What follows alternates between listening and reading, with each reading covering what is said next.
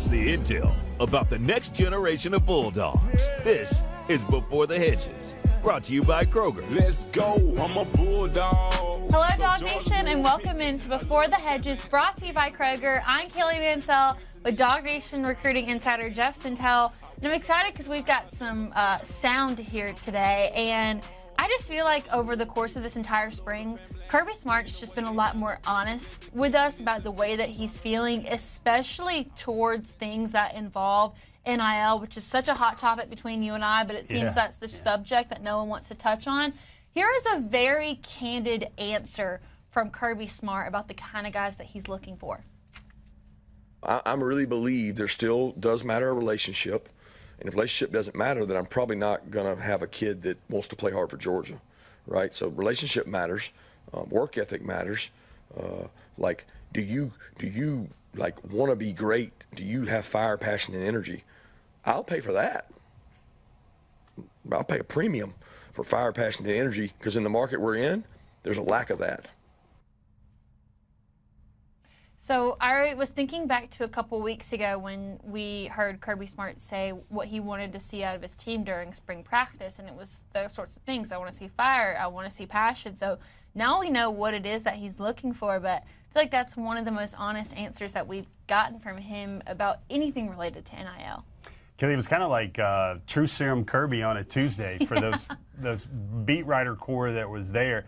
Kelly, I think it's his multiple jobs are kind of bleeding over into his press conference. And I think Kirby just had a human moment there where these are the things he's talking about with his 2026 class and player retention and maybe what the portal might look like. And it's pretty interesting to hear him say that because I think one of the things he said, fire, passion, and energy. And he said, I'll pay for that. And he said, I'll pay a premium for that. So if we had to put on our magic Kirby Smart DawgNation decoder ring and basically have the real translation, like Siri translate that, Google translate that, Kirby's talking about there are things he will pay for and the things he won't pay for. And when he's thinking about who he's going to pay these premium prices for, quarterback, wide receiver, offensive tackle, linebacker, he better see that or else he's going to wish them along their way. And I think, Kaylee, we noticed something this week on those social media webs that looked like the definition of what Kirby Smart would pay for. And this comes from a high priority target for Georgia, the five-star linebacker Tyler Atkinson. I mean, in this video here, I think he goes to display everything that Kirby wants in somebody, and especially somebody who gets after it in the weight room, because we hear all these guys that come to Georgia and they're not in Georgia shape, or maybe they were doing things in the off season that got him out of shape a little bit. But I think all the things that he described, I mean, this is one guy who's right in front of us that I think all of those things within him are undeniable. I mean, already he's the five-star, he's the projectable. He's a guy that I think could start by his second season at Georgia, even with the incredibly loaded linebacker room. But you see that, Kaylee, this is just a lift. He's obviously over 300 pounds there on the squat, depending on what the bar is at Grayson High School. And he's very happy. Form might not be amazing, but spectacular. But he's so explosive, and it's like, that's the type of guy. You're going to pay a premium price for a player like Tyler Atkinson. That's the other component that Kirby wants to see every day when it has something to do about playing football. And, of course, Tyler Atkinson will once again come up in the show later on whenever we do our top targets. For now, why don't we show you what we've got going on today's episode of Before the Hedges. Feels like we just keep circling back around to have a very serious conversation about where things stand with the 2026 quarterbacks. Then we've got a DawgNation conversation that features the five-star tight end / wide receiver Caden Prothro, an in-state guy. Then we'll continue our Next Generation series where we talk about the next generation of talent that's already in Athens. Speaking of quarterbacks, we're going to do one of the 2025 quarterbacks. Of course, that's Ryan Montgomery. And then we've got some tough questions. And by tough, we mean that they're ones that you have to really, really think about. Not necessarily like the hard questions that nobody wants to hear the answers to, but the ones that really make you think. And then we'll end it with Sentell's mail. But this quarterback stuff that we've been talking about for the last few weeks, it's not just Jared Curtis. It's a bunch of things. But one thing it always is dramatic.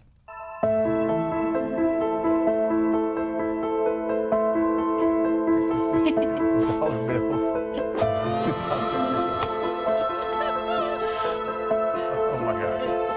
My man Cody.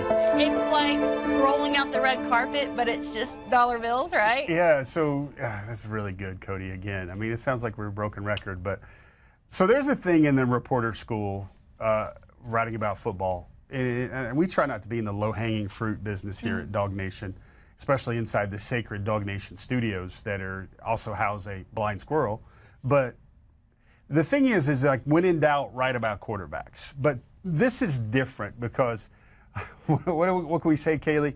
I think this weekend I had a conversation or two or three where I think the quarterback soap opera for Georgia, and it does feel like a soap opera, took a turn. And what I mean by that is this is different than just, hey, we're going to write about the quarterback. Because I think it was very intriguing how I feel like nobody's going to announce this, nobody's going to beat their chest and say this, but I think there's likely going to be three names, and one of those three names Georgia will have its 2026 quarterback. And it feels like Georgia's kind of behind in this sense. It feels really late for them to go after a quarterback. Now, of course, all that because in part it feels like Georgia might be waiting for Jared Curtis, but behind the scenes I think there's a lot of moves being made that are just now coming to light. Let's start with what we do know. Somebody that we had the opportunity to talk about a few weeks ago is the four-star quarterback Bo Bentley, who dropped his top three this past weekend, as well as his official visit dates. Bo Bentley, the number 10 quarterback in the 2026 class, number 123 overall. His final three comes to Georgia, Oklahoma, and LSU. He'll be making that official to Georgia June 6th through June 8th. Why is it that he's just now coming into the picture? Well, first of all, Kaylee, it is very fascinating. I think things got real here with Bo Bentley. We've been talking about him. Remember we did our taste test a while back, and man, that's like 6 weeks ago. Because, okay, Bo Bentley, some background, and the film here is glorious, guys. Insane. And I don't mind standing 10 toes, as I think this is the best quarterback film of anybody in the 2026 class that Georgia is pursuing. Maybe Faison Brandon, the guy that's committed to Tennessee, has similar stuff. But Kayla, he didn't even start playing football. He didn't start as quarterback one in Texas until this year as a junior. He was waiting behind a starter who went on to play college ball. He used to return kicks, Kaylee. He's really fast. He used to was a free safety. He waited his turn. He goes 16-0, Kaylee. He throws for 47 touchdowns. He rushes for 16. I am of the belief that things are happening behind the scenes here with Georgia and Bo Bentley. And it not only because he didn't get the offer from Georgia until February the 25th, I believe, but Georgia had been recruiting him and in talks with him prior to that. That's significant. The second thing is Bo is now given Georgia an official, and he has dropped down to a top three. Oklahoma, kind of the school that was maybe seen the team to beat for the longest. Now there's a new upstart with LSU that, I mean, who wouldn't want to go throw the ball to LSU's receiving corps each and every year? But I think the fact that he is now going to take his official visit to Georgia, and he has also got Georgia in his top three, I think it's significant. First thing to look for is the Jared Curtis question.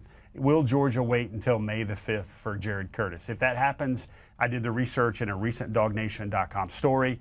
That will be later than 5 out of the last 6 quarterbacks Georgia has eventually signed when Georgia took the quarterback commitment. They took one last year in Hezekiah Malinder-Hale, who was basically a value add late in the year. Otherwise, it would be 5 out of 5. Normally, Georgia likes to get this done by March or April. That's what history says. Now, it's going to be very interesting if Georgia will wait until what Curtis has to say before they progress to Bo Bentley. It continues to get very interesting. When I learned, Kaylee, that this soap opera music probably needs to be thick right now, but I was talking to the head coach at Salina High School, Bill Elliott, no relation to Austin Bill from Dawsonville. He said, point blank, the number one thing Bo Bentley is looking for is he wants to win a national championship in college. He asks coaches this. He says, hey, oh, great that you're recruiting me. When the small talk happens, he's like, do you think you have a chance to win a national title while I am there? That is his number one thing. He hates NIL. He just wants to compete and grow and develop.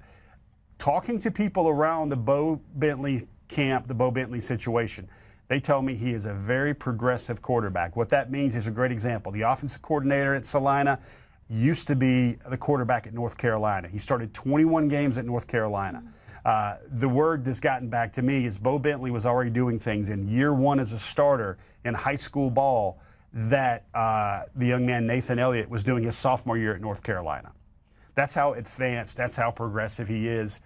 You see him there. He's kind of devoted to football. He's not about the NIL. And Kaylee, we can't help but notice that that is a different tone than perhaps the other quarterback Georgia is pursuing this year. And it seems to help us narrow it down to what the top two might be, because out of those three, one of those things or one of those programs, I don't think a national championship is near. Yeah, you can with Georgia, it can be like, hey, we won 2 out of the last 4. Yeah. So we can win it. We might be just as good the next 2 years as we've ever been. And LSU can sort of make a case for themselves, but I don't see Oklahoma as a part of that conversation. Yeah.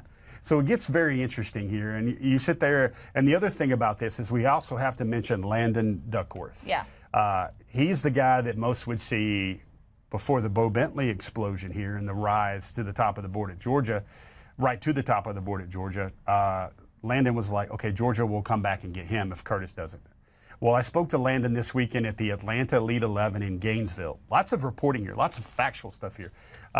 Landon told me that Ole Miss is his leader. Ole Miss makes him feel like a priority. And I just asked a question. I said, Landon, what happens if Georgia starts recruiting you like you're the guy? He told me, I don't know if I'm the guy yet for Georgia. I know that I'm the guy for Ole Miss. So you sit there, you start thinking of these 3 names. You know, Landon Duckworth, I think he has NFL draft pick potential. Jared Curtis could be the #1 overall pick in the draft in 3 or 4 years from now.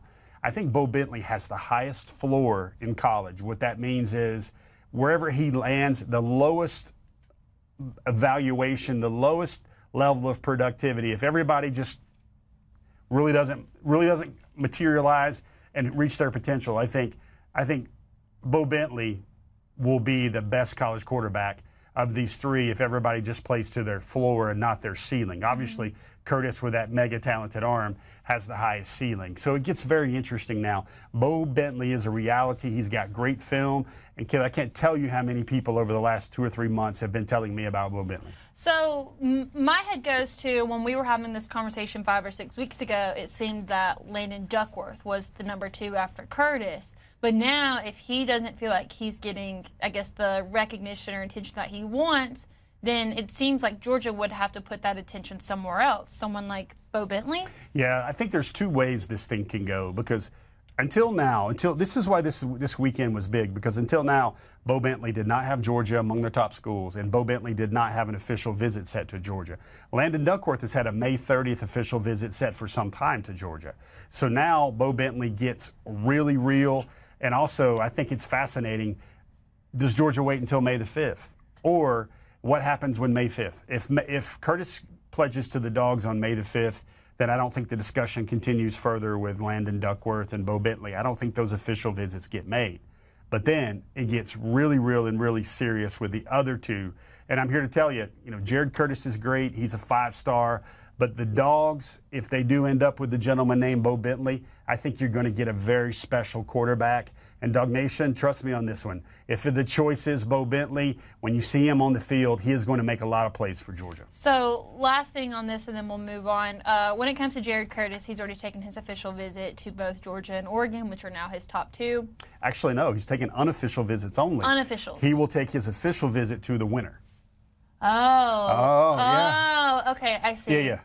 So I can tell you, Kaylee, it's like somebody's brother, sister is marrying and they've been lost, and now they came back from the mission trip in Ecuador, and all of a sudden they got 3 kids. It is very much a soap opera, or what my wife watches on the Lifetime channel all the time. But is he going to make a G-Day visit? Is that in the cards? That's still in the cards. He's also expected to make another visit to Oregon as well with this kind of month to look at here. So it's almost like, those crime scene movies, where there's a police detective movie, Kaylee, and they've got like the strings going from one place to the other, and they got the snapshots. You really have these 3 names up here, and you're like, if he does this, turn to page 12. If he does this, turn to page 19.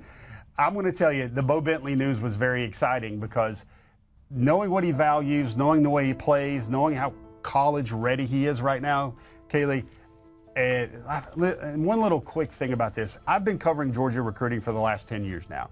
I have never had people, I'm getting emails in November, December, January, before Bo Bentley's even gotten the offer, and they're like, I'm in the DFW. I'm a Georgia alum. I follow DawgNation. I watch Brandon's show.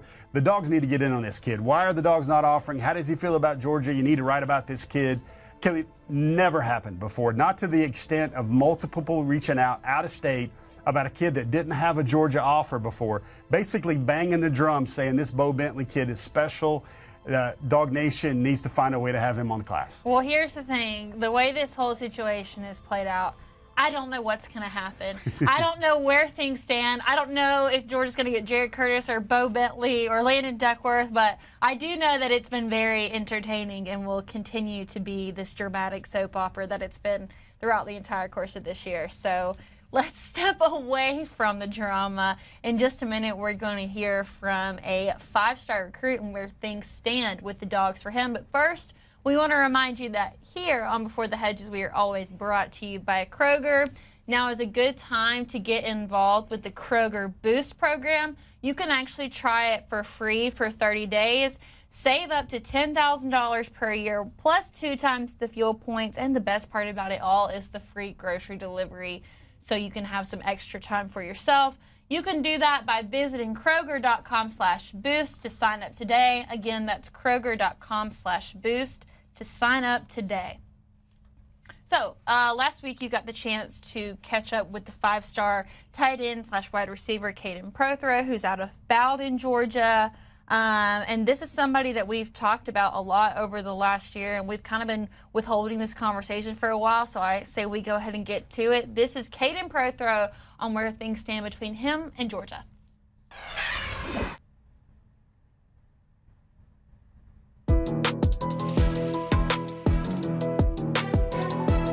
Caden, I think you were at Georgia this past weekend. Did you spend 1 day there or 2 days there? What did you see? I spent a day there, and, I just felt like they got after at practice, and I feel like, the players just really love each other, and the coaches are just, pushing the players, and I feel like me being there, just being around the players and coaches, just building the connection was just great. Does it feel familiar? Does it feel like home to you yet? What does it feel like? It feels like it's starting to feel like home a little bit there. The players and the coaches, I feel like they have a great connection. That's what I'm looking for in a school. And, I talked to Coach Smart, and, we have a good connection. And I feel like I would fit in there. What's the big message you got from Coach Smart? Like, what did he tell you? What was the conversation about? We were just sitting on the couch just talking about me and the players and just practice, just a normal conversation that I would have with one of my coaches or my parents or whatever, just talk to them and what's the best fit for me. How do you feel about Hartley? What's it like watching him coach, man? How does he take the relationship you have on the field, off the field, and how do you see it with his current players? Well, I see that he really loves his tight ends. They make a play, they come over to him and they just talk to him what he's doing wrong or whatever, and he gets the young guys involved too. They're getting reps. I feel like he just has a great rotation with the tight ends and just making sure they're getting all their reps, and I feel like that goes off the field too, because the players are doing good in practice, they'll love the coaches. What's the plan? Did they ever talk to you more about the plan? A little bit of this, a little bit of that. Did you see Elias maybe working and Noah Thomas working? Like, what's the current plan they have for you? I talked to Coach Smart. He feels like, I may not grow into a tight end. I may just be a receiver. If I go there, they'll just have to work with that, just play to my skill set. And I feel like that's important for some players, just playing to their skill set and what they can do. What do you want to do? Is it like whatever gives you the best chance at the league, or is it wherever you have the most fun, or like where you're just simply better at? How do you look at that? I feel like whatever gives me the best chance to get to the league, really. It may be tight end, it may be a receiver. It's just however it plans out in college or whatever. So you've seen Georgia, 6 times, 7 times, 8 times maybe? Yeah. How do you feel about them now? Like, where are your things at right now with you in Georgia? I feel like I just got to keep on getting down there and keep on building the relationships. Maybe I'll just love it even more every time I go down there. And I feel like that's just the point I'm at right now, is just going down to colleges and building the relationship as much as I can, because, that'll be the college I'm at for, 4 to 3 years. So that's just really important to me.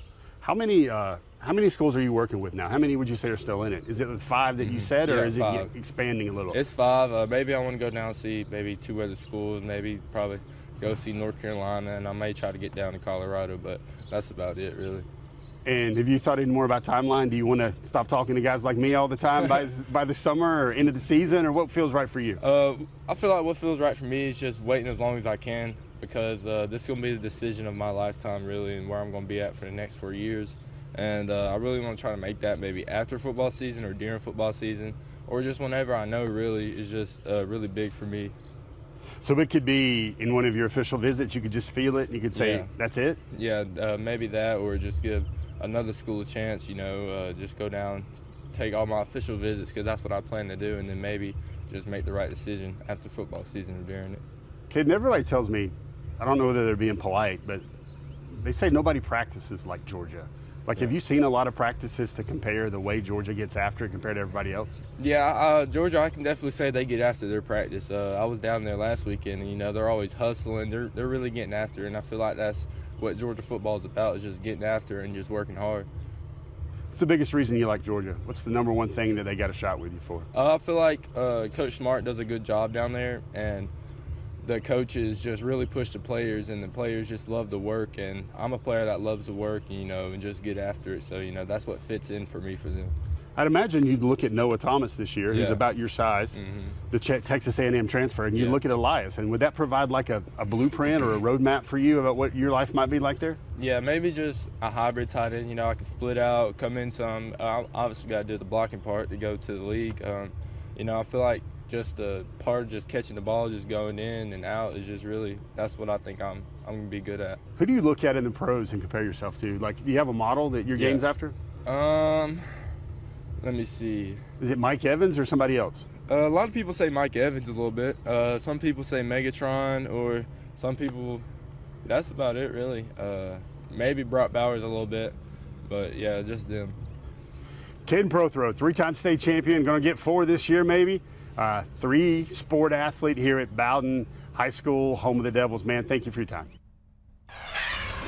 So the clarity that I got from this is that the decision's not coming until later. Even if he says that, it could just happen, he's thinking end of season, maybe later on in the season, but Georgia's been after him for so long, and Georgia really is the blueprint for great tight ends now. So, truthfully, why wouldn't he go? Why wouldn't he come to Georgia? Well, you remember when we talked to open our show about what fire, grit, determination? The Kaylee drops the cheddar right there. But he's one of those passion players I think Kirby Smart wants. There's a value for him. He's in-state. He gets Georgia's culture.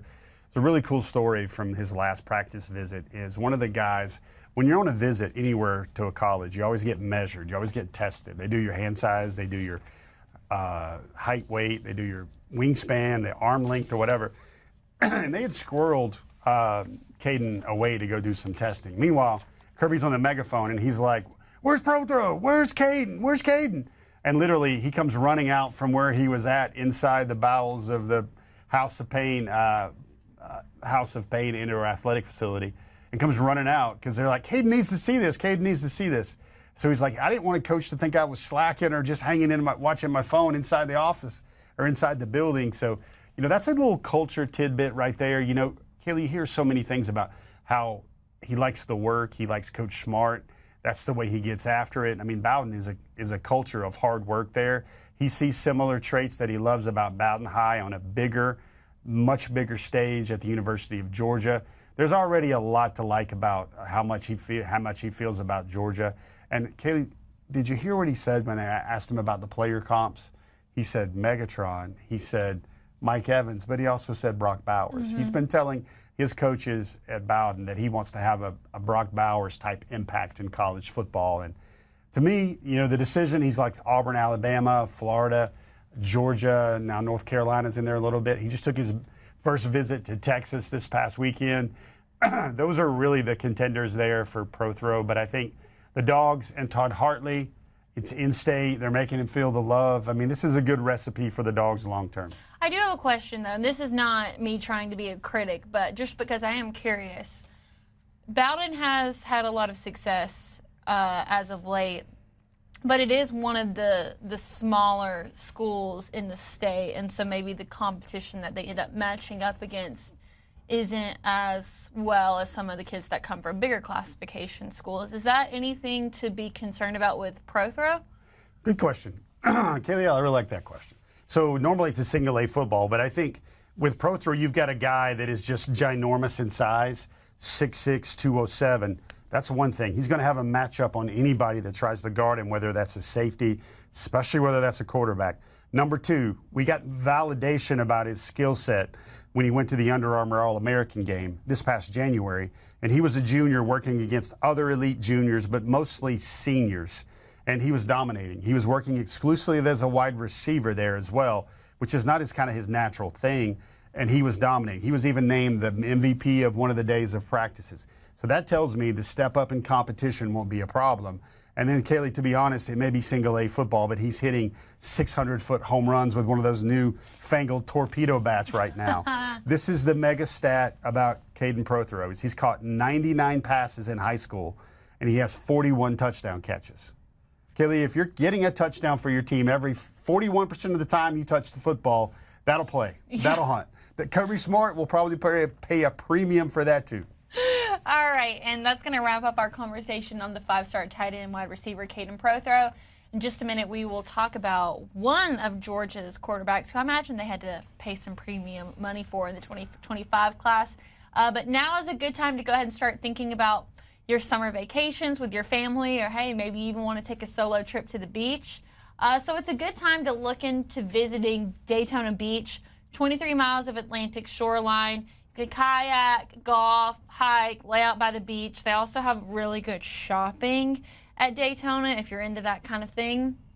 Really easy access. If you're in the state of Georgia, you can just make that drive. If you're a little bit further away, you can fly directly in to the Daytona Beach International Airport. If you want to know more about how to score great deals on a coastal accommodations, make sure to visit DaytonaBeach.com/hotel deals. That's DaytonaBeach.com/hotel deals. With that, this is our Next Generation series.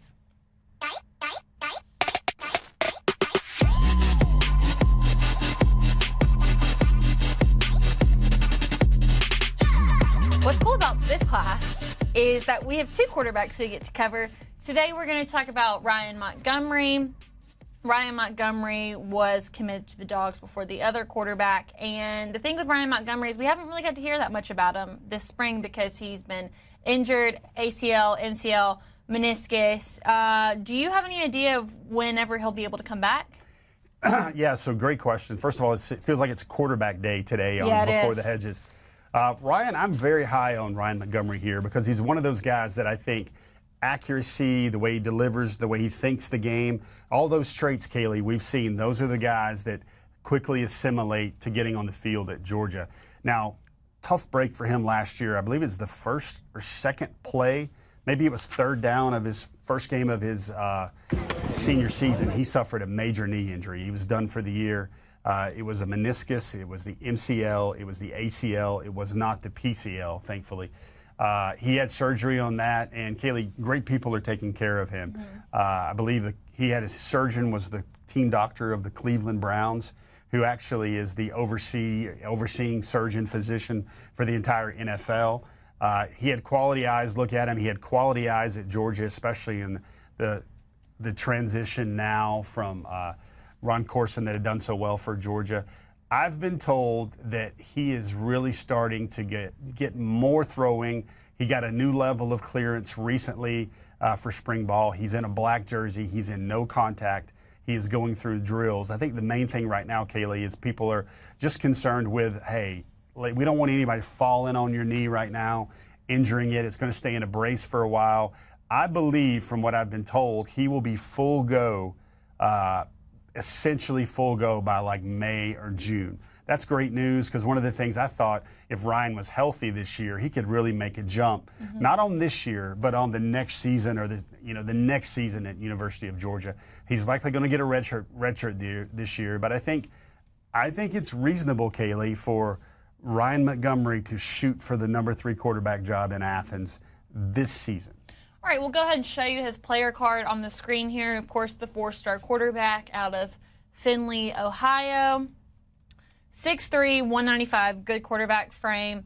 14th quarterback, 180 overall in the class, so a top 200 player. Now, you do mention that he's got a shot to be the number 3 quarterback in this group, but now with quarterbacks, it's so different because the transfer portal, you see what Jaden Rashada did, came in, came right back out. You've got quarterbacks leave because they want to go get more playing time.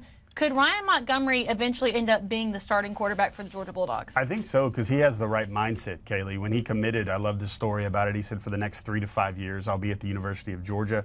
He realizes he'll have a internship type first year in Athens, kind of like Gunnar Stockton had to do, like Carson Beck had to do. When he committed, he actually had the dog there where he brought him in. Really good stuff with Ryan, but I think for him, he's got to be an example of, I'm going to wait. I think he's one of those high floor quarterbacks that's going to think the game the right way. And he was one of those kids, Kaylee, that wanted to be at Georgia. Remember this time, maybe last March, it was Julian Lewis, it was Matt Zollers, and all the time, Ryan Montgomery was like basically hand up in the air saying, I want to be a dog. Pick me, pick me. Those are Kirby Smart's type of guys. It was very tough for him to see him have the knee injury. And one of those things about the ratings, folks, I want to give you the reel on the rating and the ranking. When Ryan Montgomery got hurt, he was the number 9 quarterback in the country, Kaylee, and number 100-ish overall. So those ratings fell because he basically didn't play his senior year. And if you don't play your senior year due to an injury, the recruiting rankings will always drop you to move somebody else who's that, new heat coming along with a guy that's making a move, and those people that are hurt and not playing and no new film, those guys kind of drop and fall in the rankings through no fault of their own other than the injury. I think Ryan Montgomery has a great future in college football. His older brother is now a starter at Ohio State. This family gets it. They're looking long-term at the University of Georgia. And, let's face it, Kaylee, I don't mean to say this, but I think a very stark way of looking at this is if Ryan Puglisi is not the starting quarterback at Georgia within the next 2 seasons, he likely won't be at Georgia. And Gunnar likely has this year, maybe has another year if he needs it. So this is where Ryan Montgomery becomes very important, because he might be one of those veteran quarterbacks that has been around Athens for a couple of years when the 2006 season rolls around. Well, I feel like all quarterbacks, especially Georgia quarterbacks, kind of have their own secret special sauce. Gunner's really good with his legs. Ryan Puglisi's got a great arm. What is it that Ryan Montgomery has that he brings to the table? Really smart. Could be an offensive coordinator. He understands football. He wants to get on the board and do the work, Kaylee. Like, one of the things that really intrigued Georgia's coaches, that was Gummy and Mike Bowa before Gummy moved on, is like he was the rare recruit that would watch all the practice and then go in and then have 2 or 3 more hours with the quarterback coaches and break down the tape and get on the board. Like, not a lot of people does this, but Ryan is the type of guy that realizes that, yeah, he's got the arm, he can make all the throws, he's very accurate, he processes very quickly. But in the end of the day, he's just a football nerd, and those people are the kind of people that rise up the depth chart at the University of Georgia.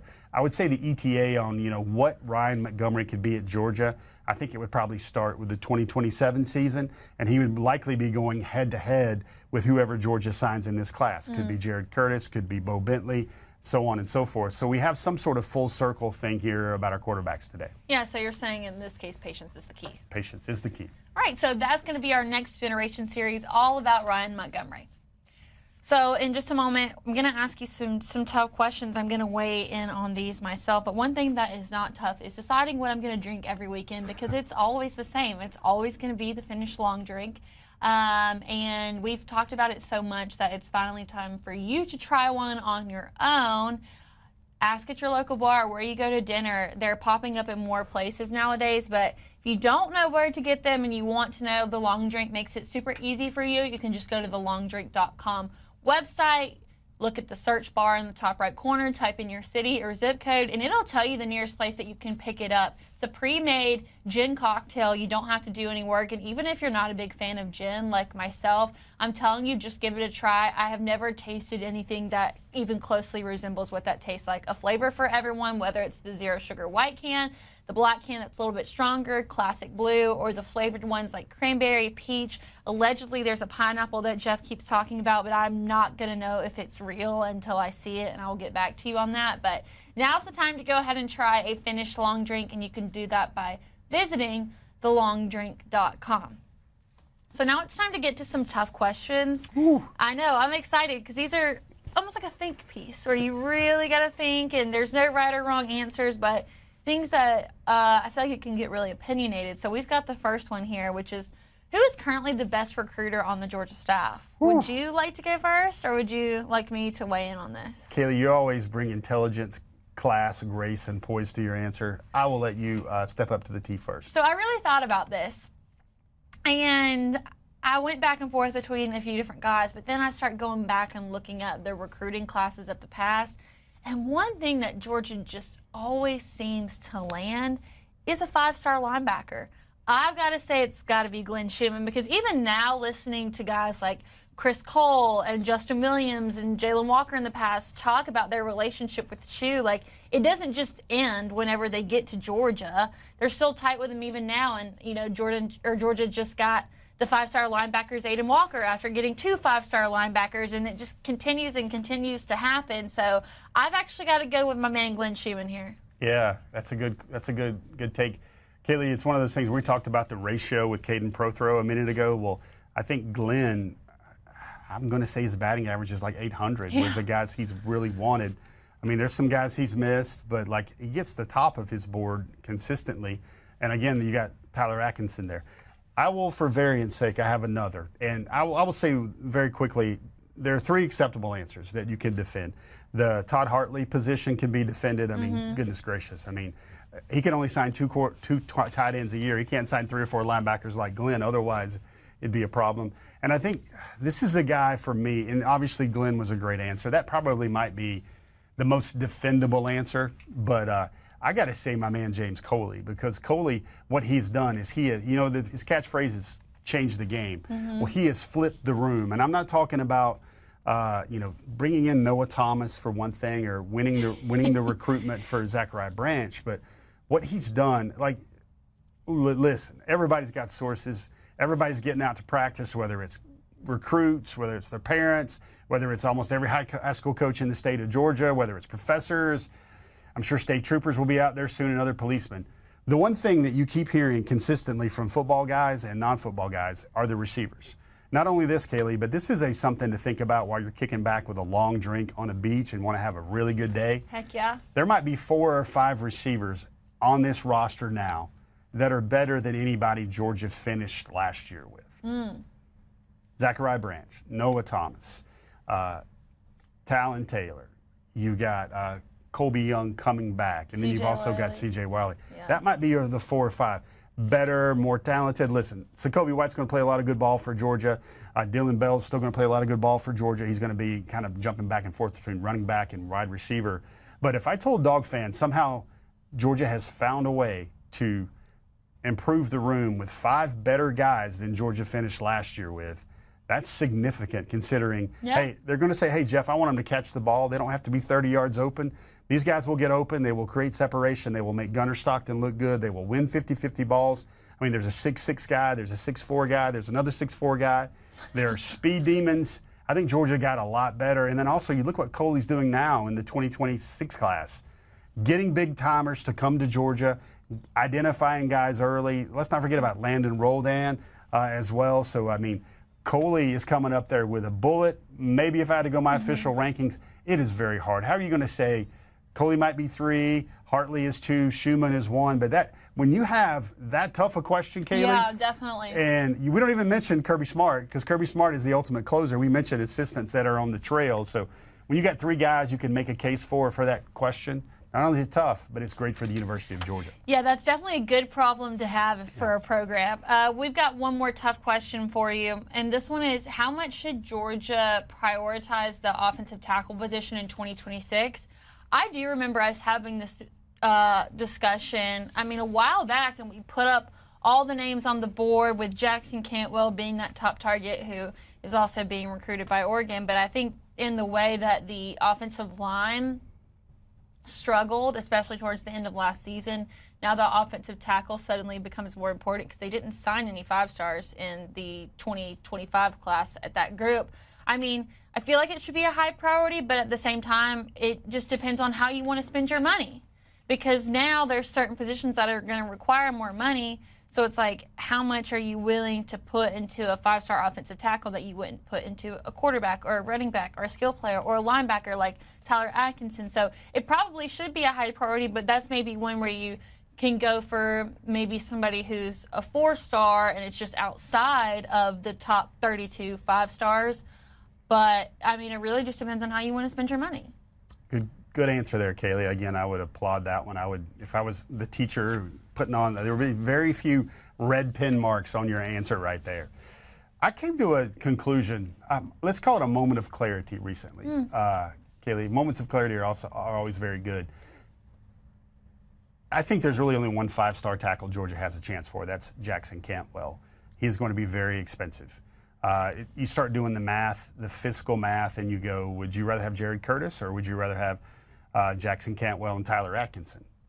And then Bo Bentley might be your quarterback.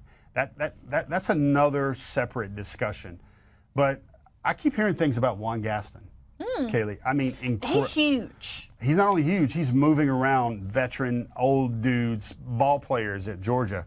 I get the feeling that Juan Gaston will play a lot this year for Georgia. And I get the feeling Georgia's left tackle of the future, they just got it in the 2025 class in Juan Gaston. Kaylee, late in the industry, I believe one of the services came around and finally gave Juan Gaston a 5-star rating. I think everything you've heard, everything you've seen, Georgia has its left tackle of the future.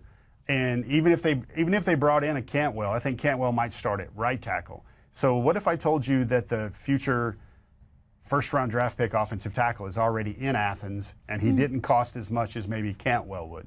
So I think because of the way Juan Gaston has played, that gives Georgia a little bit of flexibility in terms. You also hear great things about Bo Hughley as well. So, listen, tackles, they don't have a lot of them. They don't have a lot of left tackles at Georgia. But if you ask me whether Georgia will be more effective next year with Juan Gaston or a first-year Jackson Cantwell, they've been removed from the consideration by Emmanuel Iheanacho out of Maryland. There's another talented offensive tackle at IMG. But I think when we started stacking the priorities, I think Juan Gaston, the way he's played so far, maybe reduces the extreme need from red hot Georgia needs a 5-star offensive tackle to it would be nice because Gaston's playing very well. Yeah, but then you could make that one of the primary focuses in the 2027 class, which I can't even believe that we're talking about even in this conversation. So we are going to do one more question, but we're going to do it Sentell's mail style.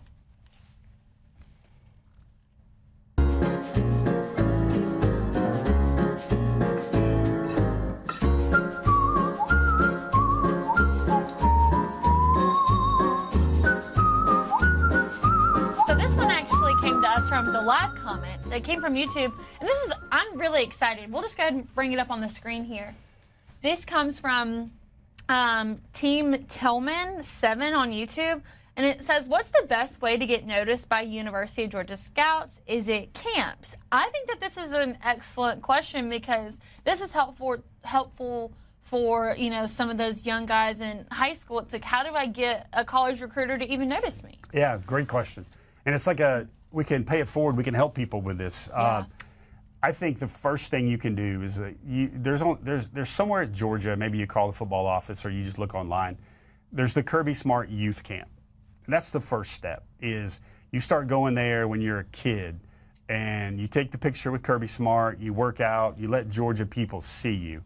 And if you're really, really good, they'll file the name away. And then if you keep coming back, like that worked for A.J. Harris, that worked for Pierce Sperling III. The other thing you need to do right around the 8th grade is you need to.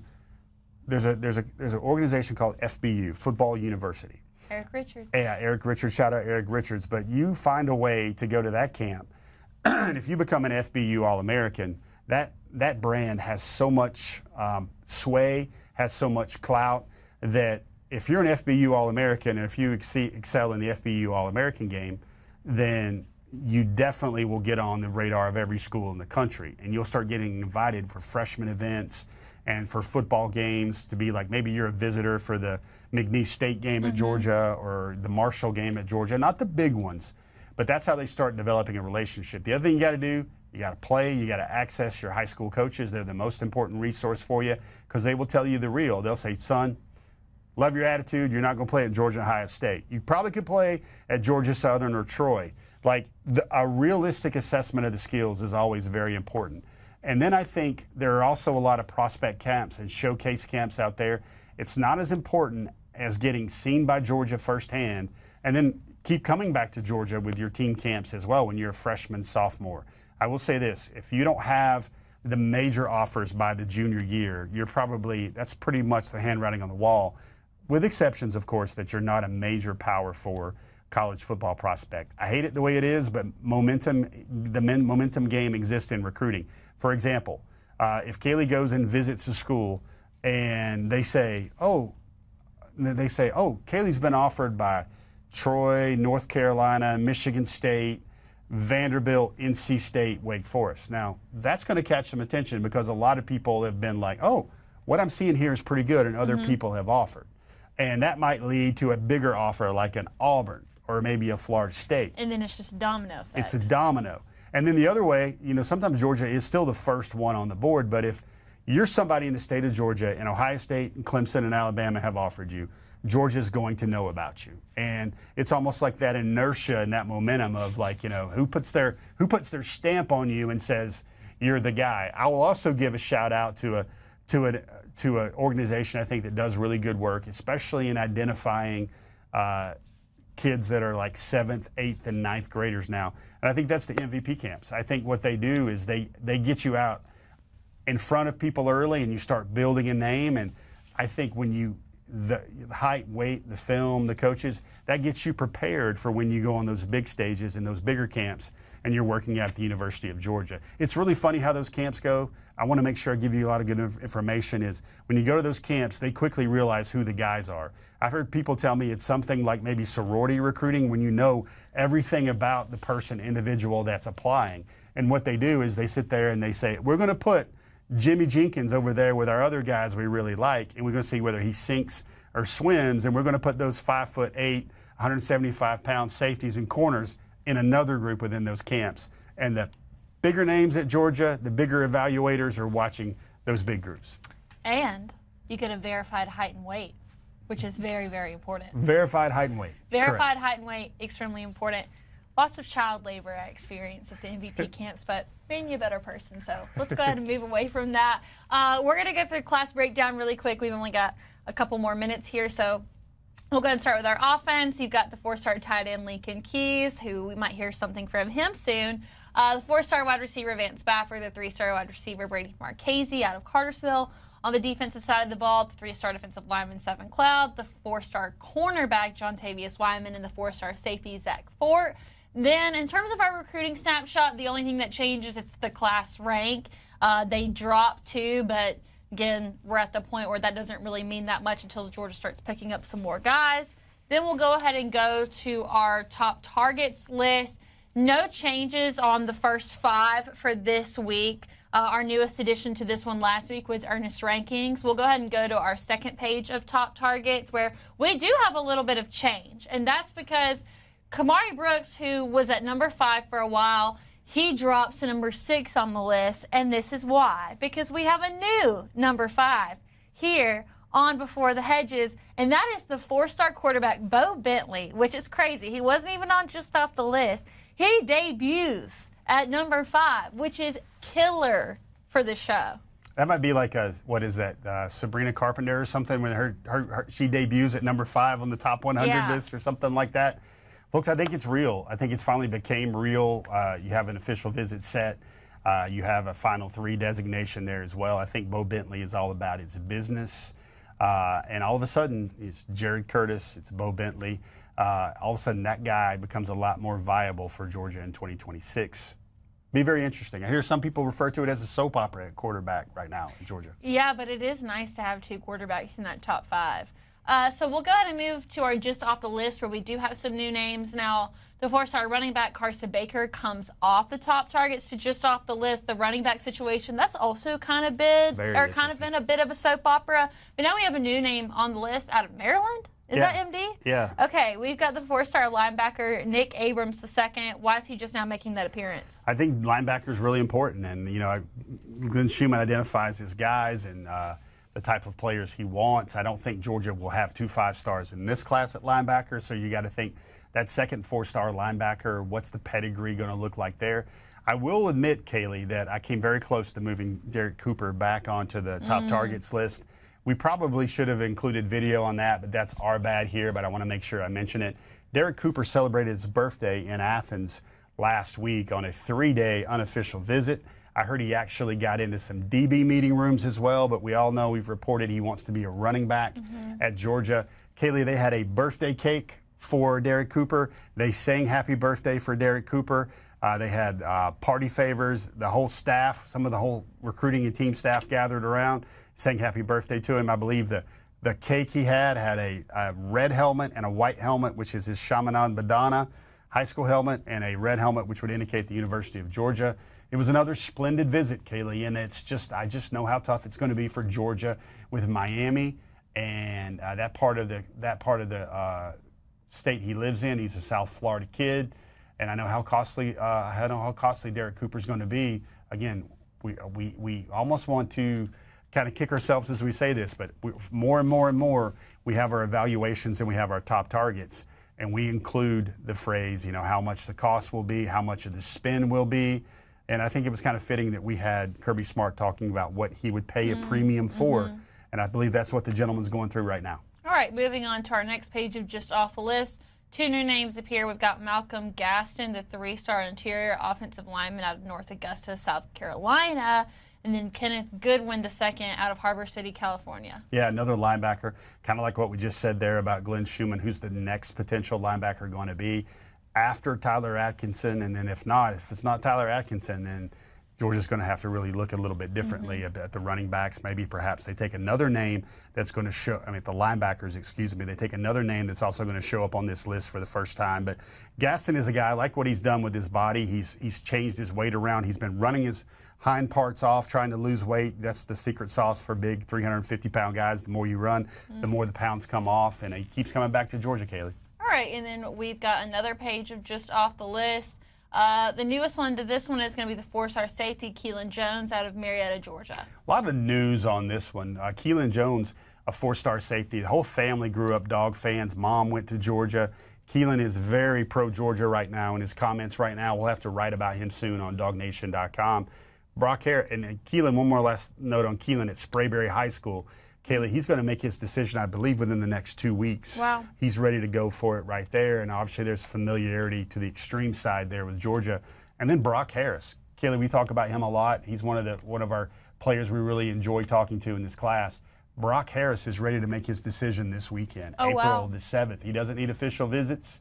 He doesn't need anything else. He just recently visited Michigan. He's also visited Utah and BYU a ton, double digits for both of those schools. He is going to take his Latter-day Saints mission after he graduates in December. So, again, we look at him a lot like a 2027 kid because that's when he would show up in the program, but he is still a part of the 2026 class. All right, let's go to our last page of Just Off the List here. The new name on the list, it's the 4-star linebacker / safety, Tamarian Watkins out of Rock Hill, South Carolina. Yeah, just visited Georgia again last month. T-Watt's what they call him. I like that. Kaylee, does this sound familiar? He's rated as a safety, but Georgia is recruiting him as a linebacker. 6'4" plus. That really sounds like the recipe there with Chris Cole, just a couple of recruiting cycles back there out of Rock Hill, South Carolina. T-Watt, great film, great athleticism. That's another name that we think you guys need to know. All right, and that's going to be our Just Off the List.